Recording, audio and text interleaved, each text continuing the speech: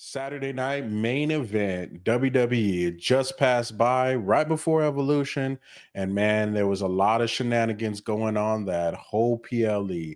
And then one sad goodbye to a huge legend. So let's get into it today.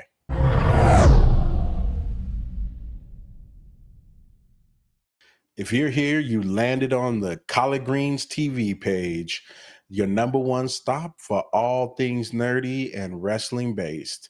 I'm your host, King, and this is my co host, JC3, the man in charge. And today we are talking about one of the recent PLE's Saturday night main event, one of the most classic Saturday night events for the WWE. And this one was pretty big in comparison to them all.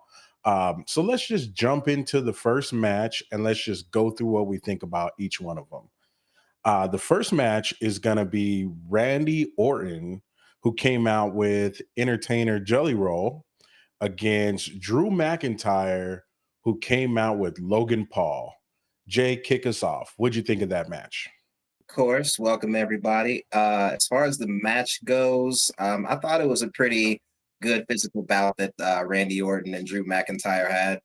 It kind of reminded me of their rivalry. I believe it was all the way back in 2020, where they have some great in-ring chemistry, man. Like if there were any celebrities to like pair these guys with, with Jelly Roll and Logan Paul being involved, I think that they're in a really good spot considering the veterans that they're working with, because then we're guaranteed, a good time, guaranteed a good match, good entertainment.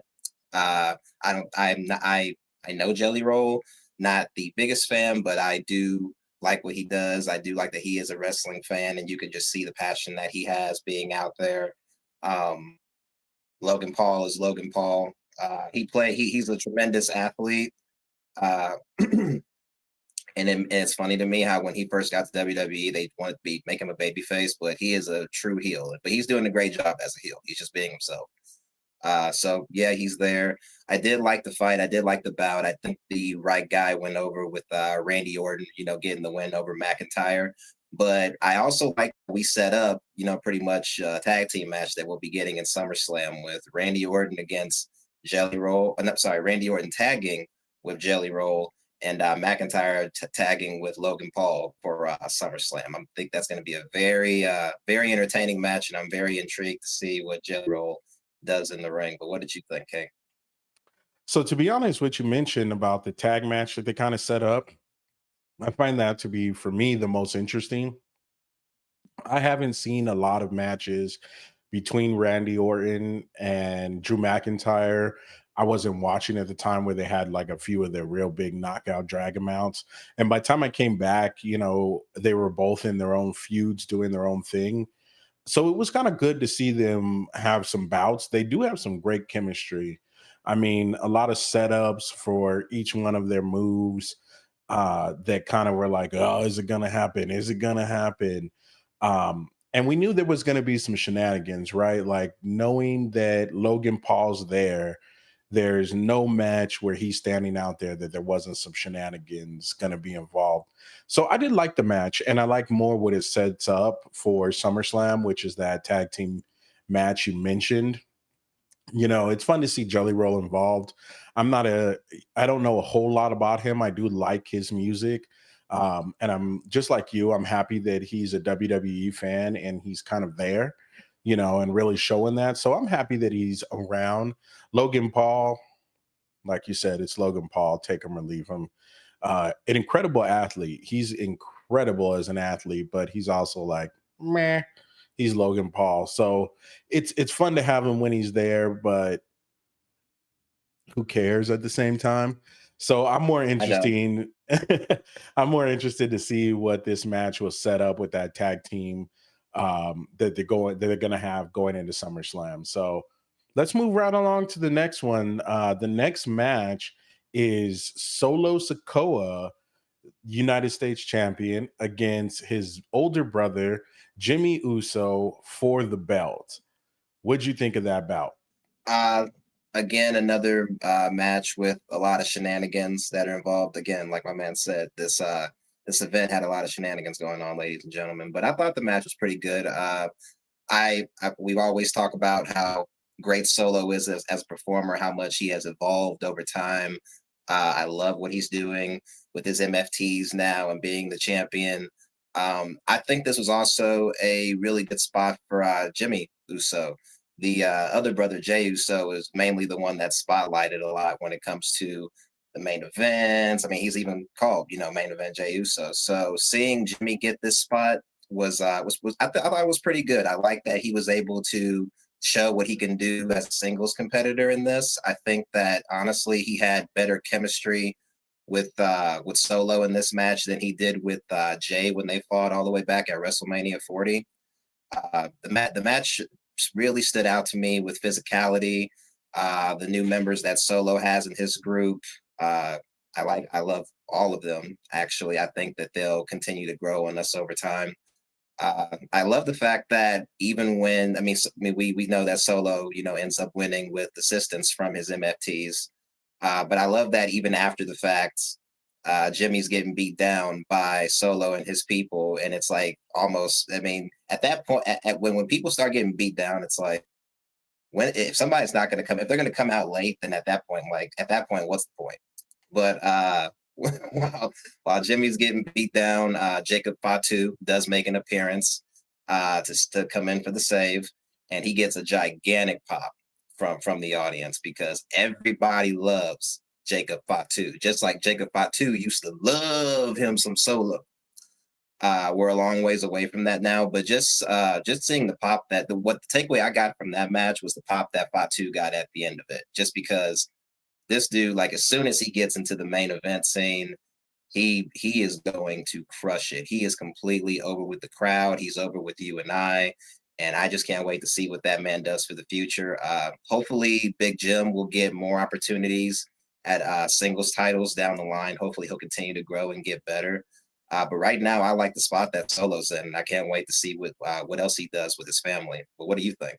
I got a couple thoughts for you, man. I got a couple thoughts.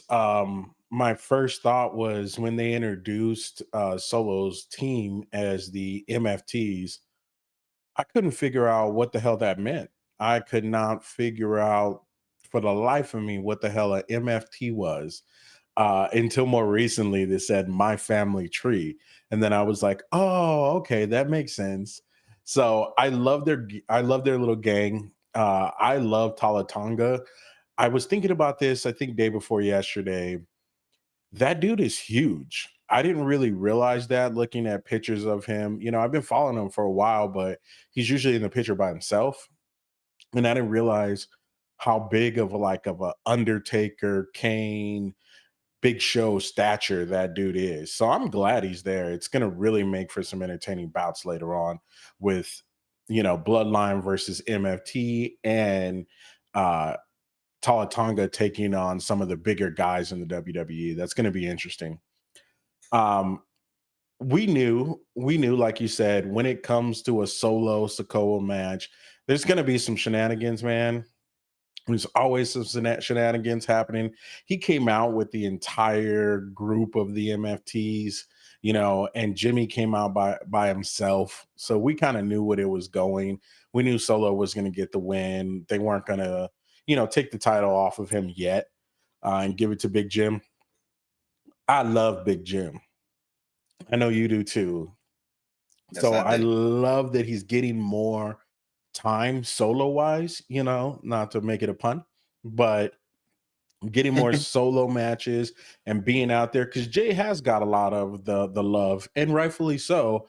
But Big Jim, he up there too, man. So I love their in-ring chemistry. You were right that he does seem to have a little more chemistry with Solo than he does with Jay, which makes really good matches. And Solo sells very well for the both of them, but he really sells well for Big Jim.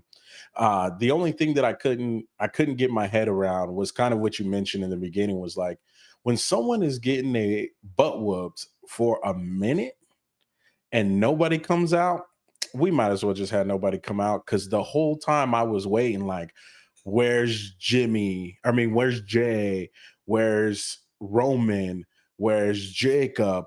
Where's Cody? Where's anybody? Because Jimmy's getting beat up by like 4 dudes. So I was waiting for anybody to come and help out Big Jim, man. But other than that, man, not a crazy match. Had some shenanigans, but it was serviceable. I'd call it a 7. It's above average, but nothing really to write home about. Now the next match would have might had a different ending if some interesting things didn't happen, and I'll let you talk a little bit more about that. But our next match is LA Knight versus, of course, Seth freaking Rollins. And let's talk a little bit about that fight. What you think? What I think about the fight is I wish that I had more of the fight to talk about. The match didn't go on too long before legitimate injuries happened. And to everybody that's looking at this, as we like to say, wrestling is predetermined. It is not fake. Injuries happen, and it could be off the simplest of things. Like he said, the match was between Seth Rollins and LA Knight. It didn't take long before during the match, Seth Rollins went for a springboard moonsault from the ropes, and after he did the moonsault, he landed on his right. He landed on his right knee, and it started to buckle, and you could see instantly that he was in pain. He crawled over to the corner to Paul Heyman, his oracle, clearly, covering his mouth, trying to tell him probably that he hurt himself. Then the doctors came in, and it took a while for the match to still continue. But at that point, they had made the decision to just wrap things up because this is a legitimate injury. And LA Knight hits him with the BFT, counts 1, 2, 3. We're done. What I think about what I can't say really what I think about the match. It sucks that Seth has gotten injured, especially with the big role that he has right now in the company, being Mr. Money in the Bank, and just forming this new faction, which we believe was gonna, in a way, take over, Monday Night Raw. Like that's kind of where the story was headed. It sucks for him to get injured. I know, I talk a lot of crap about Seth Rollins, but I never like when anybody gets injured. It definitely sucks. I think it's ridiculous that, people are speculating whether this was a work or if it's still a work or if it's just another injury that they're hiding or if they're trying to set something up for WrestleMania. For me, it just doesn't make sense for them to just interject an injury storyline when we already have a big storyline going on with him. And for how abruptly this has changed things, it still boggles my mind that people think that this is not real and that he's really not hurt. I believe he's hurt. I hope he gets better. Good win for LA Knight, because let's face it, LA Knight really doesn't get that many big wins nowadays. So don't know whether that will help him, later down the line in his career. But yeah, injuries suck, man. So I hope that Seth Rollins gets better sooner rather than later. From what he's said online and in social media and in interviews, he's going to be gone for an extended period of time. It's unclear whether they'll let him keep the case until he comes back, because he has a full year until he has to cash it in. So there's a possibility he could still keep it. But that's here nor there. Out of kayfabe, real life. Again, I just hope that the man gets better and gets well soon. But what do you think? I'm usually the kind of person who, always argues whether something's a work, or whether it's part of the storyline or it's real life. You and I have those debates off camera all the time about, suspected WWE superstars' injuries. Um, this one was one of those times I could say for sure it felt real. And if it wasn't, that'd be a crazy work, but right. Yeah. You notice it. And for the viewers, one way that you can kind of tell that something's a work or something is real is usually if it's made, they're going to continue their motion, right? If it's something they plan to do, they're going to continue their motion. In that match, you can tell that the motion stopped. LA Knight's kind of faking it, and he's kind of yelling at him and kind of telling him to get back up, and he's doing this thing. But you can tell when something is kind of abrupt. They had to make a Hail Mary.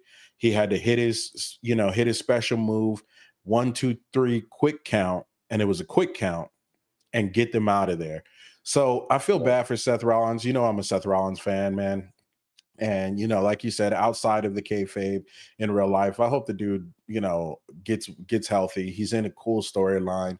They're building him up to something. So I hope we get to see like what the end of that storyline will look like. And I hope he comes back soon, or whether he will be able to keep the briefcase.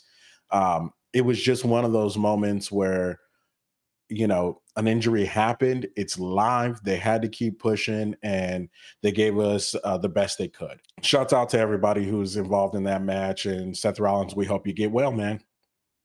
We really do. But on to the last match, the biggest match of the night. This match was a heavyweight championship match with the ring general Gunther and a living legend, and a last match, Mr. Goldberg, Mr. WCW, someone from my childhood that played such a pivotal role in the formative years of wrestling.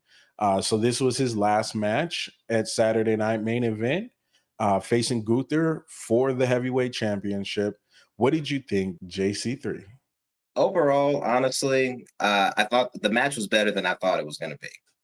It really was. I feel like, if anything, this just showed how great of a performer Gunther is, what he's willing to do to sell for his opponents, and make us feel, like maybe, just maybe, the person that he's fighting has a chance of beating him. I do appreciate that of Gunther. He's one of the, to me, he's the best in ring worker of this year so far. As far as Goldberg is concerned, I respect what he's done for the overall wrestling business in general. I never looked at WCW growing up, so I never got like the full Goldberg experience in his prime. I watched him when he debuted in WWE, I believe in 2003. He left shortly after that, I think the next year, 2004, and didn't come back until, I want to say, 2015, 2016. So I've had Goldberg in spurts, in doses. And I mean, I kind of feel like that's kind of just that sums up his matches, like they're in doses. They usually didn't last too long. This one lasted a pretty good amount. Some would say maybe a little too long, but I feel like it drove the point home. Just the place that it was in, the arena, the state, the atmosphere. I feel like it was the perfect environment for Goldberg to have his last retirement match. I also have to call out to one of the spots in the match.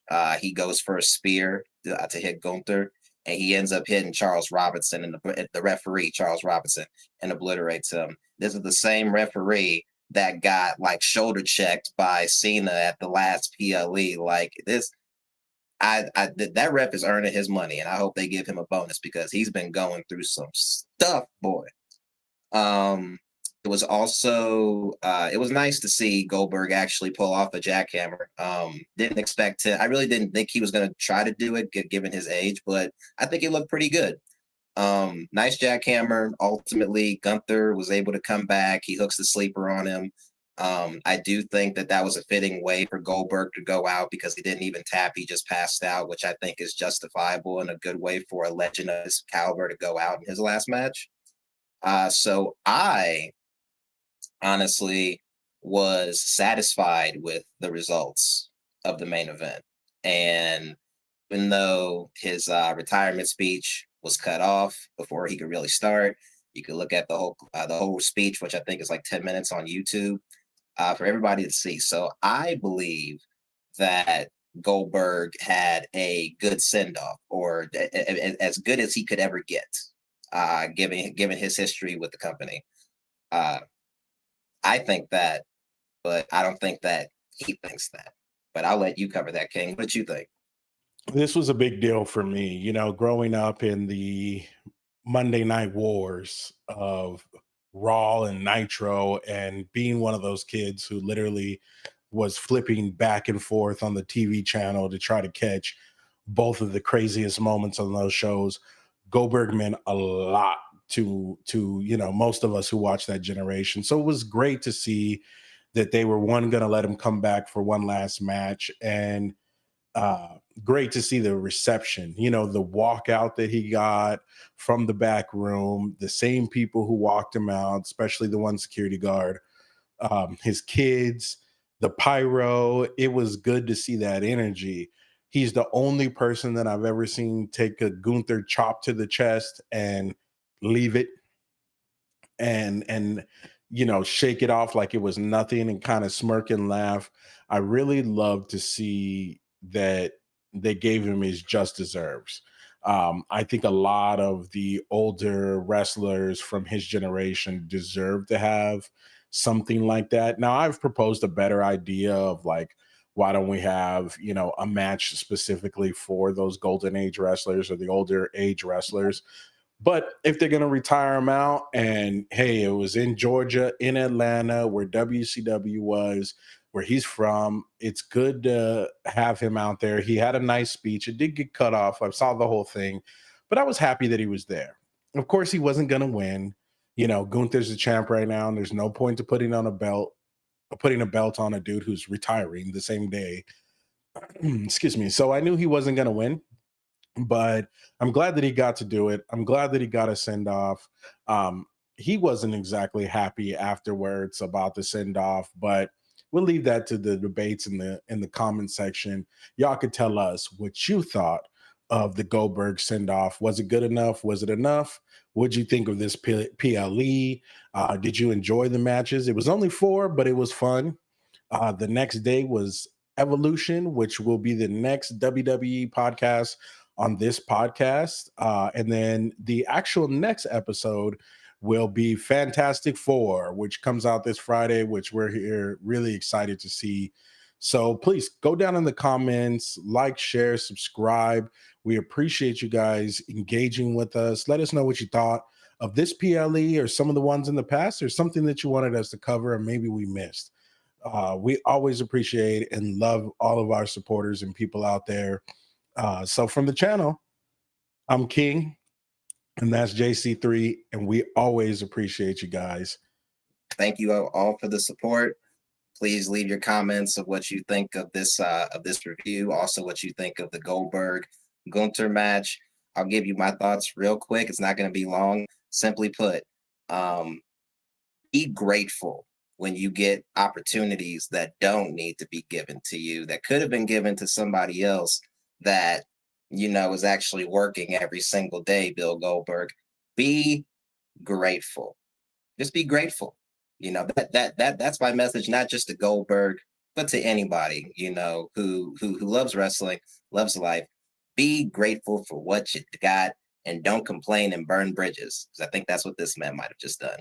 But from myself and King, stay nerdy, my friends.